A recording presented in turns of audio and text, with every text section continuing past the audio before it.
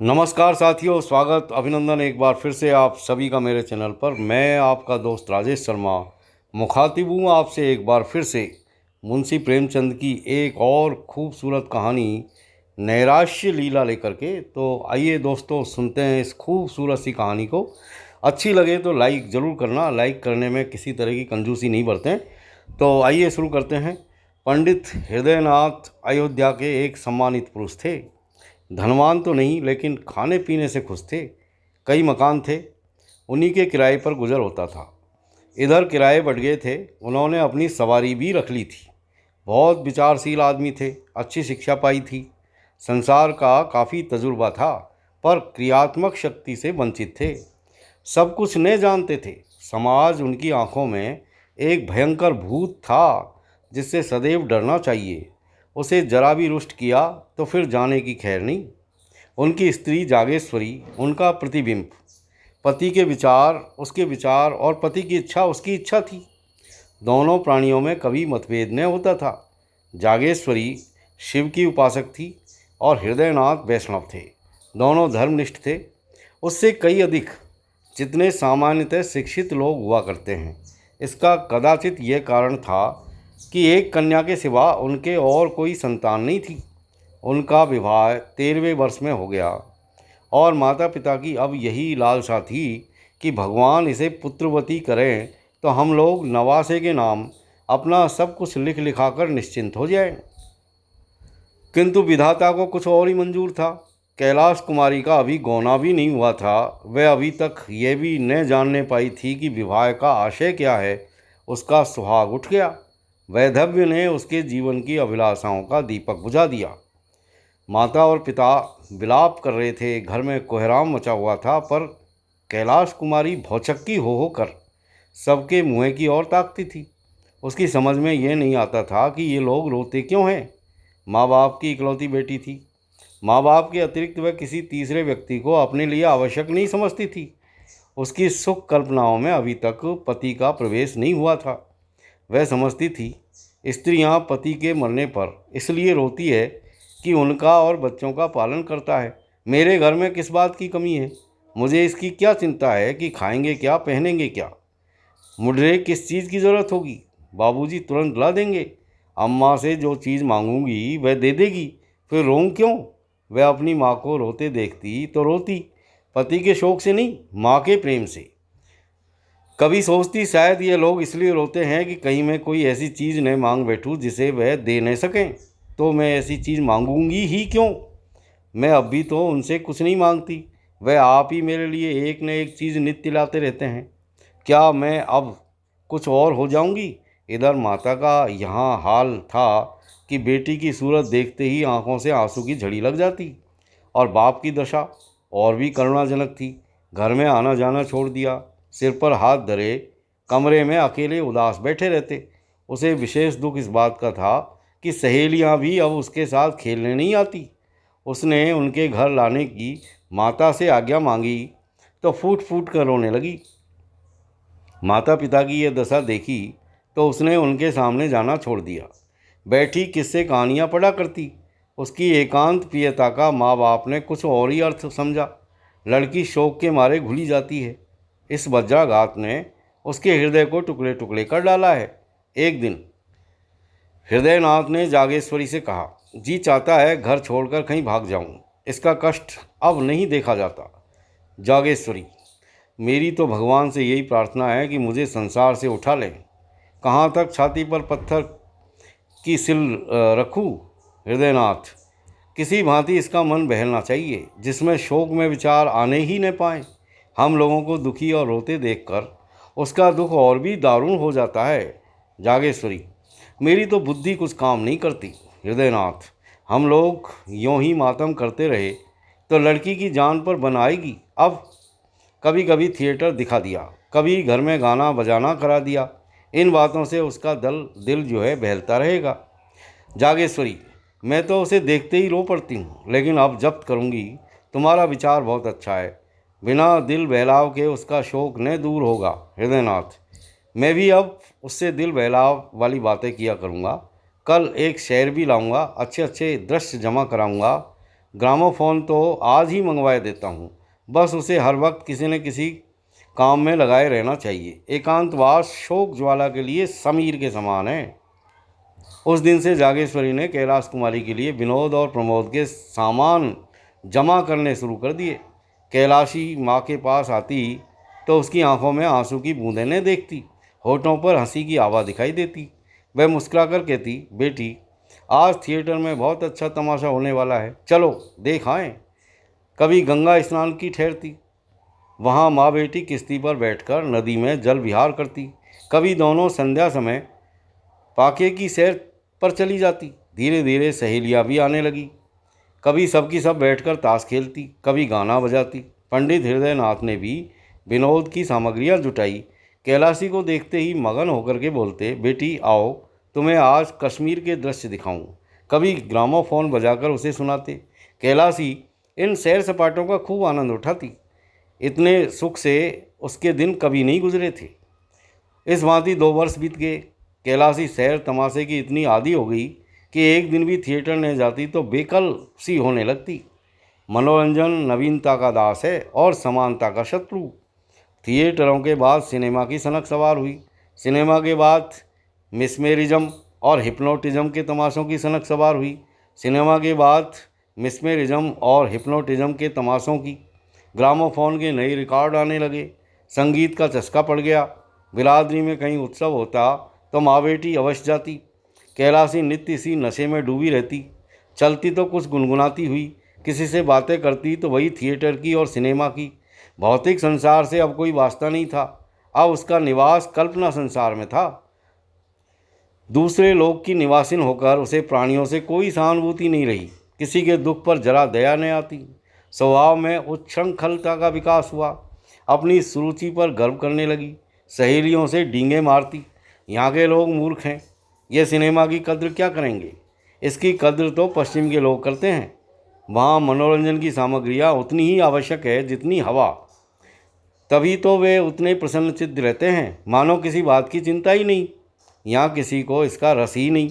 जिन्हें भगवान ने सामर्थ्य भी दिया है वे भी सुबह शाम मुँह ढाँप कर पड़े रहते हैं। सहेलियाँ कैलाशी की ये गर्वपूर्ण बातें सुनती और उसकी और प्रशंसा भी करती। वह उनका अपमान करने के आवेश में आप ही हास्यास्पद बन जाती थी। पड़ोसियों में इन सैर सपाटों की चर्चा होने लगी। लोक सम्मति किसी की रियायत नहीं करती। किसी ने सिर पर टोपी टेढ़ी रखी है और पड़ोसियों की आंखों में खुबा। कोई जरा अकड़ कर चला और पड़ोसियों ने आवाज़ कसी। विधवा के लिए पूजा पाठ है, तीर्थ व्रत है, मोटा खाना पहनना है, उसे विनोद और विलास, राग और रंग की क्या ज़रूरत। विधाता ने उसके द्वार बंद कर दिए हैं। लड़की प्यारी सही, लेकिन शर्म और हया भी कोई चीज़ होती है। जब माँ बाप ही उसे सिर चढ़ाए हुए हैं तो उसका क्या दोष। मगर एक दिन आंखें खुलेंगी अवश्य। महिलाएं कहती, बाप तो मर्द है लेकिन माँ कैसी है। उसको जरा भी विचार नहीं कि दुनिया क्या कहेगी। कुछ उन्हीं की एक दुलारी बेटी थोड़ी ही है। इस भांति मन बढ़ाना अच्छा नहीं। कुछ दिनों तक तो यही खिचड़ी आपस में पकती रही। अंत को एक दिन कई महिलाओं ने जागेश्वरी के घर पदार्पण किया। जागेश्वरी ने उनका बड़ा आदर सत्कार किया। कुछ देर तक इधर उधर की बातें करने के बाद एक महिला बोली, महिलाएं रहस्य की बातें करने में बहुत अभ्यस्त होती है। बहन तुम्हें मज़े में हो कि हंसी खुशी में दिन काटे देती हो। अरे हम तो दिन पहाड़ हो जाता है, न कोई काम न धंधा, कोई कहाँ तक बात करे। दूसरी देवी ने आंखें मटकाते हुए कहा, अरे यह तो बदे की बात है। सभी के दिन हंसी खुशी से कटे तो रोए कौन। यहाँ तो सुबह से शाम तक चक्की चूल्हे से छुट्टी नहीं मिलती। किसी बच्चे को 10 तारे हैं तो किसी को ज्वर चढ़ा हुआ है। कोई मिठाइयों की रट लगा रहा है तो कोई पैसों के लिए महानामथ मचाए हुए है। दिन भर हाय हाय करते बीत जाता है। सारे दिन कठपुतलियों की भांति नाचती रहती हूँ। तीसरी रमणी ने इस कथन का रहस्यमय भाव से विरोध किया। बदे की बात नहीं, वैसा दिल चाहिए। तुम्हें तो कोई राज सिंहासन पर बिठा दे तब भी तस्कीन नहीं होगी, तब और भी हाय हाय करोगी। इस पर एक वृद्धा ने कहा, नौ जैसा दिल, यह भी कोई दिल है कि घर में चाहे आग लग जाए, दुनिया में कितना ही उपवास हो रहा हो, लेकिन आदमी अपने राग रंग में मस्त रहे। वह दिल है कि पत्थर। हम गृहिणी कहलाती हैं। हमारा काम है अपनी गृहस्थी में रत रहना। आमोद प्रमोद में दिन काटना हमारा काम नहीं है। और महिलाओं ने इन निर्दय व्यंग पर लज्जित होकर सिर झुका लिया। वे जागेश्वर की चुटकियाँ लेना चाहती थी, उसके साथ बिल्ली और चूहे की निर्दयी क्रीड़ा करना चाहती थी। आहत को तड़फाना उनका उद्देश्य था। इस खुली हुई चोट ने उनके पर पीड़न प्रेम के लिए कोई गुंजाइश न छोड़ी, किंतु जागेश्वरी को ताड़ना मिल गया। स्त्रियों के विदा होने के बाद उसने जाकर पति से यह सारी कथा सुनाई। हृदयनाथ उन पुरुषों में न थे जो प्रत्येक अवसर पर अपनी आत्मिक स्वाधीनता का स्वांग भरते हैं, हठ धर्मी को आत्म स्वातंत्र्य के नाम से छिपाते हैं। वह संचिंत भाव से बोले, तो अब क्या होगा? जागेश्वरी, तुम ही कोई उपाय सोचो। हृदयनाथ, पड़ोसियों ने जो आक्षेप किया है वह सर्वथा उचित है। कैलाश कुमारी के स्वभाव में मुझे एक से विचित्र अंतर दिखाई दे रहा है। मुझे स्वयं ज्ञात हो रहा है कि उसके मन बहलाव के लिए हम लोगों ने जो उपाय निकाला है वह मुनासिब नहीं है। उनका यह कथन सत्य है कि विधवाओं के लिए आमोद प्रमोद वर्जित है। अब हमें यह परिपाटी छोड़नी पड़ेगी। जागेश्वरी, लेकिन कैलाशी तो अन्य खेल तमाशों के बिना एक दिन भी नहीं रह सकती। हृदयनाथ, उसकी मनोवृत्तियों को बदलना पड़ेगा। शनै शनै यह विलोसान माद शांत होने लगा। वासना का तिरस्कार किया जाने लगा। पंडित जी संध्या समय ग्रामोफोन ने बजाकर कोई धर्म ग्रंथ सुनते। स्वाध्याय संसम उपासना में माँ बेटी रत रहने लगी। कैलाशी को गुरुजी ने दीक्षा दी। मोहल्ले और बिरादरी की स्त्रियां आई। उत्सव मनाया गया। माँ बेटी अब किश्ती पर सैर करने के लिए गंगा नहीं जाती, बल्कि स्नान करने के लिए मंदिरों में नित्य जाती। दोनों एकादशी का निर्जल व्रत रखने लगी। कैलाशी को गुरुजी नित्य संध्या समय धर्मोपदेश करते। कुछ दिनों तक तो कैलाशी को यह विचार परिवर्तन बहुत कष्टजनक मालूम हुआ, पर धर्मनिष्ठा नारियों का स्वाभाविक गुण है। थोड़े ही दिनों में उसे धर्म से रुचि हो गई। अब उसे अपनी अवस्था का ज्ञान होने लगा। विषय वासना से चित्त आप ही आप खिंचने लगा। पति का यथार्थ आशय समझ में आने लगा था। पति ही स्त्री का सच्चा पथ प्रदर्शक और सच्चा सहायक है। पति विहीन होना किसी घोर पाप का प्रायश्चित है। मैंने पूर्व जन्म में कोई अकर्म किया होगा। पतिदेव जीवित होते तो मैं फिर माया में फंस जाती। प्रायश्चित कर अवसर कहाँ मिलता? गुरुजी का वचन सत्य है कि परमात्मा ने तुम्हें पूर्व कर्मों के प्रायश्चित का अवसर दिया है। वैधव्य यातना नहीं है, जीवोद्धार का साधन है। मेरा उद्धार त्याग, विराग, भक्ति और उपासना से होगा। कुछ दिनों के बाद उसकी धार्मिक वृत्ति इतनी प्रबल हो गई कि अन्य प्राणियों से वह पृथक रहने लगी। किसी को न छूती, मेहरियों से दूर रहती, सहेलियों से गले तक न मिलती। दिन में 2-2, 3-3 बार स्नान करती। हमेशा कोई न कोई धर्म ग्रंथ पढ़ा करती। साधु महात्माओं के सेवा सत्कार में उसे आत्मिक सुख प्राप्त होता। जहाँ किसी महात्मा के आने की खबर पाती, उनके दर्शनों के लिए विकल हो जाती। उनकी अमृत वाणी सुनने से जी नहीं भरता। मन संसार से विरक्त होने लगा। तल्लीनता की अवस्था प्राप्त होगी। घंटों ध्यान और चिंतन में मग्न रहती। सामाजिक बंधनों से घृणा हो गई। घंटों ध्यान और चिंतन में मग्न रहती। हृदय स्वाधीनता के लिए लालायित हो गया। यहाँ तक कि 3 ही वर्षों में उसने संन्यास ग्रहण करने का निश्चय कर लिया। माँ बाप को यह समाचार ज्ञात हुआ तो होश उड़ गए। माँ बोली, बेटी, अभी तुम्हारी उम्र ही क्या है, तुम ऐसी बातें सोचती हो? कैलाश कुमारी, माया मोह से जितनी जल्द निवृत्ति हो जाए उतना ही अच्छा। हृदयनाथ, क्या अपने घर में रहकर माया मोह से मुक्ति नहीं हो सकती? माया मोह का स्थान मन है, घर नहीं। जागेश्वरी, कितनी बदनामी होगी। कैलाश कुमारी, अपने को भगवान के चरणों में अर्पण कर चुकी तो बदनामी की क्या चिंता। जागेश्वरी, बेटी, तुम्हें न हो, हमको तो है।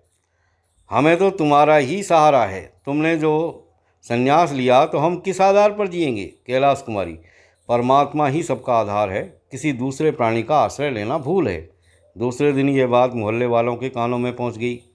जब कोई अवस्था असाध्य हो जाती है तो हम उस पर व्यंग कसने लगते हैं। यह तो होना ही था। नई बात क्या हुई? लड़कियों को इस तरह स्वच्छंद नहीं कर दिया जाता।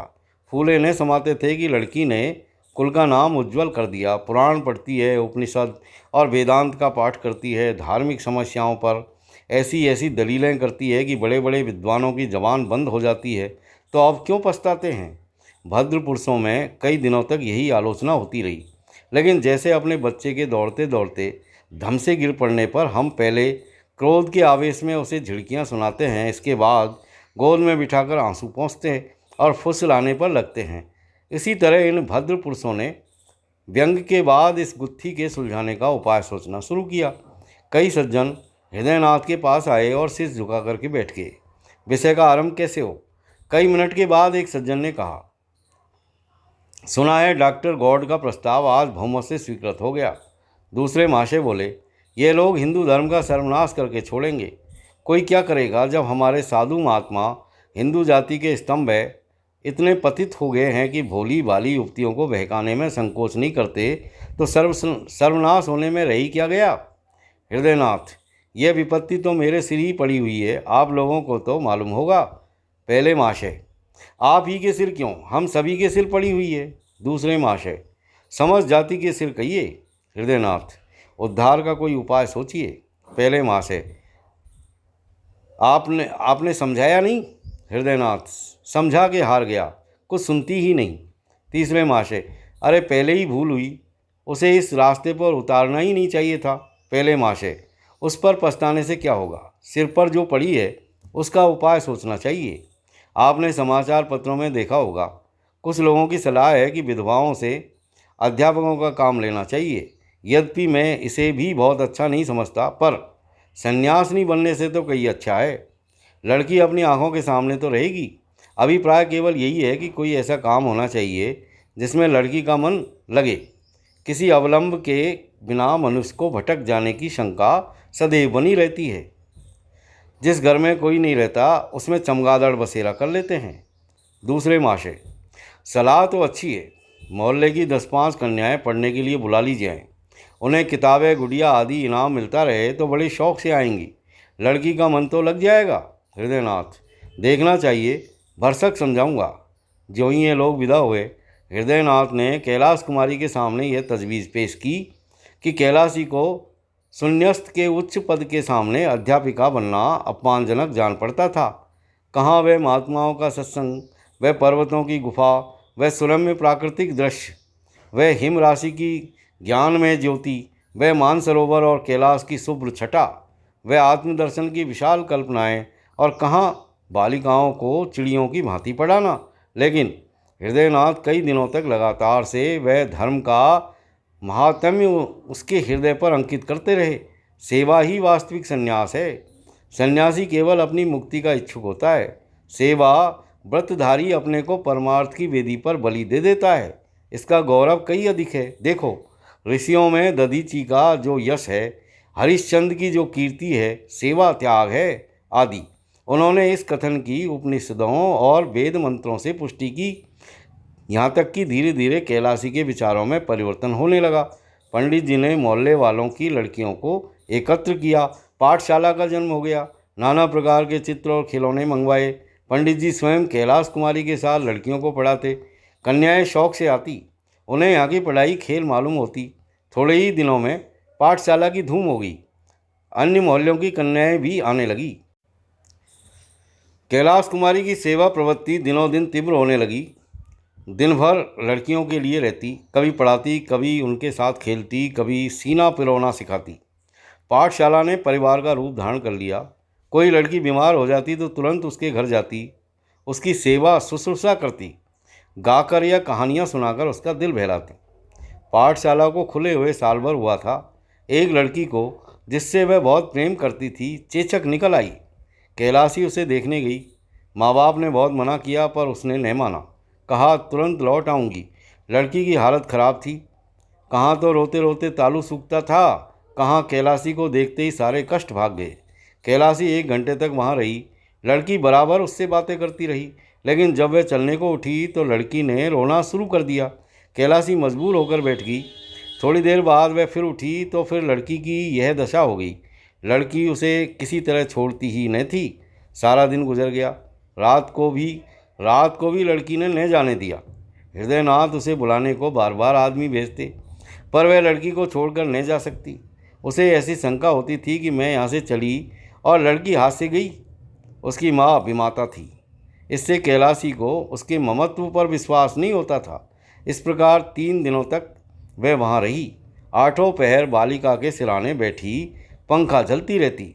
बहुत थक जाती तो दीवार से पीठ टेक लेती। चौथे दिन लड़की की हालत कुछ संभलती हुई मालूम हुई तो वह अपने घर आई, मगर अभी स्नान भी न करने पाई थी कि आदमी पहुंचा। जल्द चलिए, लड़की रो रो कर जान दे रही है।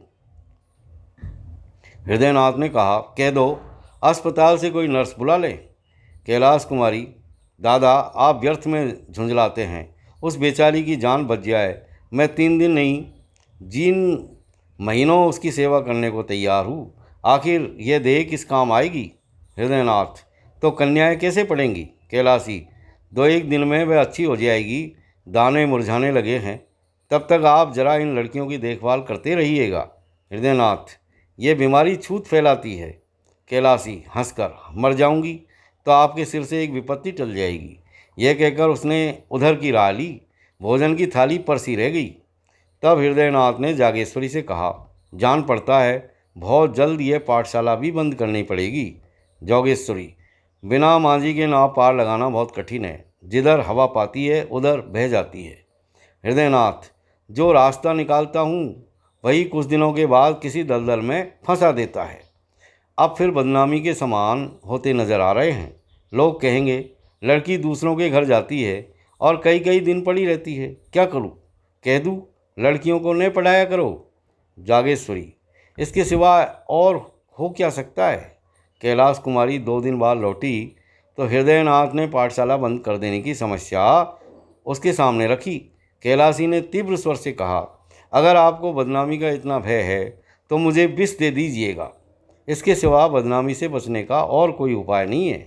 हृदयनाथ, बेटी संसार में रहकर तो संसार किसी करनी पड़ेगी। कैलाशी, तो कुछ मालूम भी हो कि संसार मुझसे क्या चाहता है।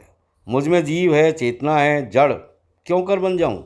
मुझसे ये नहीं हो सकता कि अपने को अभागन दुखिया समझूं और एक टुकड़ा रोटी खाकर पड़ी रहूं। ऐसा क्यों करूं। संसार मुझे जो चाहे समझे, मैं अपने को अभाग्नि नहीं समझती। मैं अपने आत्मसम्मान की रक्षा आप कर सकती हूँ। मैं इसे घोर अपमान समझती हूँ कि पग पग पर मुझ पर शंका की जाए। नित्य कोई चरवाहों की भांति मेरे पीछे लाठी लिए घूमता रहे कि किसी खेत में न जाने बूझूं। यह दशा मेरे लिए असह्य है। यह कहकर कैलाश कुमारी वहाँ से चली गई कि मुँह से अनर्गल शब्द निकल पड़े। इधर कुछ दिनों से उसे अपनी बेकसी का यथार्थ ज्ञान होने लगा था। स्त्री पुरुष की कितनी अधीन है। मानो स्त्री को विधाता ने इसलिए बनाया है कि पुरुषों के अधीन रहकर, यह सोचकर वह समाज के अत्याचार पर दांत पीसने लगती थी। पाठशाला तो दूसरे दिन बंद हो गई, किंतु उसी दिन कैलाश कुमारी को पुरुषों से जलन होने लगी। जिस सुख भोग से प्रारब्ध हमें वंचित कर देता है उससे हमें द्वेष हो जाता है। गरीब आदमी इसलिए तो अमीरों से जलता है और धन की निंदा करता है। कैलाशी बार बार झुंझलाती कि स्त्री क्यों पुरुष पर इतनी अवलंबित है। पुरुष क्यों स्त्री के भाग्य का विधायक है। स्त्री क्यों नित्य पुरुषों का आश्रय चाहे, उसका मुँह ताके। इसलिए न कि स्त्रियों में अभिमान नहीं है, आत्मसम्मान नहीं है। नारी हृदय के कोमल भाव उसे कुत्ते का दुम हिलाना मालूम होने लगे। प्रेम कैसा, ये सब ढोंग है। स्त्री पुरुष के अधीन है, उसकी खुशामद न करे, सेवा न करे तो उसका निर्वाह कैसे हो। एक दिन उसने अपने बाल गूंथे और जूड़े में एक गुलाब का फूल लगा लिया। माँ ने देखा तो होठ से जीभ दबा ली। मेहरियों ने छाती पर हाथ रखे। इसी तरह एक दिन उसने रंगीन रेशमी साड़ी पहन ली। पड़ोसिनों में इस पर खूब आलोचनाएं हुई। उसने एकादशी का व्रत रखना छोड़ दिया जो पिछले 8 वर्षों से रखती आई थी। कंघी और आईने को वह अब त्याज ने समझती थी। सहालग के दिन आए, नित्य प्रति उसके द्वार पर से बारातें निकलती। मोहल्ले की स्त्रियां अपनी अटारियों पर खड़ी होकर देखती। वर के रंग रूप आकार प्रकार पर टीकाएँ होती। जागेश्वरी से भी बिना एक आंख देखे रहा नहीं जाता, लेकिन कैलाश कुमारी कभी भूल कर भी इन जुलसों को नहीं देखती। कोई बारात या विवाह की बात चलाता तो वह मुँह फेर लेती। उसकी दृष्टि में वे विवाह नहीं, भोली वाली कन्याओं का शिकार था। बारातों को वह शिकारियों के कुत्ते समझती। यह विवाह नहीं, बलिदान है। तीज का व्रत आया, घरों की सफाई होने लगी। रमणियाँ इस व्रत को तैयारियां करने लगी। जागेश्वरी ने भी व्रत का सामान किया, नई नई साड़ियाँ मंगवाई। कैलाश कुमारी के ससुराल से इस अवसर पर कपड़े, मिठाइयाँ और खिलौने आया करते थे। अब की भी आए। यह विवाहिता स्त्रियों का व्रत है। इसका फल है पति का कल्याण। विधवाएं भी उस व्रत का यथोचित रीति से पालन करती है। पति से उसका संबंध शारीरिक नहीं वरन आध्यात्मिक होता है। उसका इस जीवन के साथ अंत नहीं होता, अनंत काल तक जीवित रहता है। कैलाश कुमारी अब तक यह व्रत रखती आई थी। अब उसने निश्चय किया कि मैं व्रत नहीं रखूंगी। माँ ने तो माथा ठोक लिया, बोली, बेटी यह व्रत रखना धर्म है। कैलाश कुमारी, पुरुष भी स्त्रियों के लिए कोई व्रत रखते हैं? जागेश्वरी, मर्दों में इसकी प्रथा नहीं है। कैलाश कुमारी, इसलिए न कि पुरुषों की जान उतनी प्यारी नहीं होती जितनी स्त्रियों को पुरुषों की जान। जागेश्वरी, स्त्रियां पुरुषों की बराबरी कैसे कर सकती है? उनका तो धर्म है अपने पुरुष की सेवा करना। कैलाश कुमारी, मैं अपने धर्म नहीं समझती। मेरे लिए अपनी आत्मा की रक्षा के सिवा और कोई धर्म नहीं। जागेश्वरी, बेटी गजब हो जाएगा, दुनिया क्या कहेगी? कैलाश कुमारी, फिर वही दुनिया, अपनी आत्मा के सिवा मुझे किसी का भय नहीं। हृदयनाथ ने जागेश्वरी से ये बातें सुनी तो चिंता सागर में डूब गए। इन बातों का क्या आशय? क्या आत्मसम्मान को भाव जागृत हुआ है या नैराश्य की क्रूर कीड़ा है? धनहीन प्राणी को जब कष्ट निवारण का कोई उपाय नहीं रह जाता तो वह लज्जा को त्याग देता है। निसंदेह नैराश्य ने यह भीषण रूप धारण किया है। सामान्य दशाओं में नैराश्य अपने यथार्थ रूप में आता है, पर गर्वशील प्राणियों में वह परिमार्जित रूप ग्रहण कर लेता है। यहाँ पर हृदयगत कोमल भावों को अपहरण कर लेता है, चरित्र में अस्वाभाविक विकास उत्पन्न कर देता है। मनुष्य लोग लाज, उपवास और उपहास की ओर से उदासीन हो जाते हैं। नैतिक बंधन टूट जाते हैं। यह नैराश्य की अंतिम अवस्था है। हृदयनाथ इन्हीं विचारों में मग्न थे कि जागेश्वरी ने कहा, अब क्या करना होगा? जागेश्वरी, कोई उपाय है? हृदयनाथ, बस एक ही उपाय है, पर उसे जवान पर नहीं ला सकता। तो साथियों, ये खूबसूरत कहानी यहाँ पर अब पूरी होती है और अगले वीडियो में फिर मिलते हैं। तब तक के लिए have a nice time. Thank you very much.